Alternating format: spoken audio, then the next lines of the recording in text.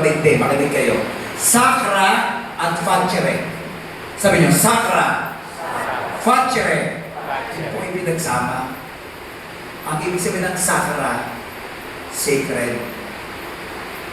Ang facere, to do or to make. Kaya pag pinagsama, ang sakripisyo ang tawag, to make holy, to make sacred. Kaya yung pawis ninyo, yung hirap, yung sakit, pag inialay mo sa Diyos, kabanalan yun. Hindi lang yung pagtitiis. Yung hirap na sa buhay na rin. O hirap na ako umintindi sa asawa ko. Lagi na lang ako na lagi. Pero kahit kayo hindi siya nagreklamo, it's a way of God telling you that is the way of love. That is the way to holiness.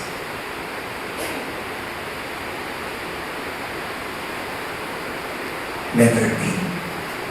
Trust. Magtiwala. Ay, ang sabi ng Panginoon, don't worry about so many things. You need to trust me. Trust the Lord! Kita ninyo, no, kayo kasal, saan kayo nagsimula? Hindi, wala naman. Zero.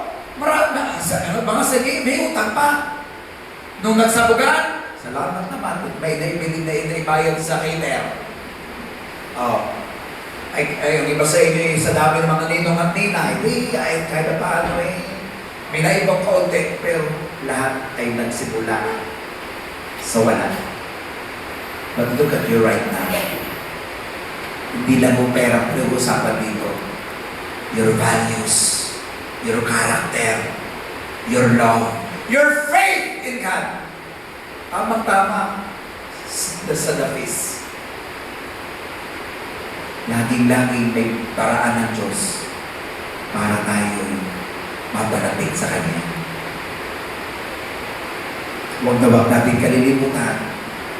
Put Christ at the center of your life. C-H-R-I-S-T.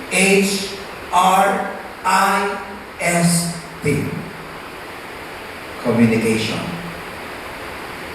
Honesty. Respect. Intimacy. Sacrifice. And trust.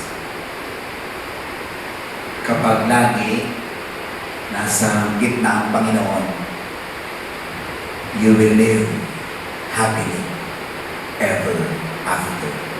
Palapakan po natin.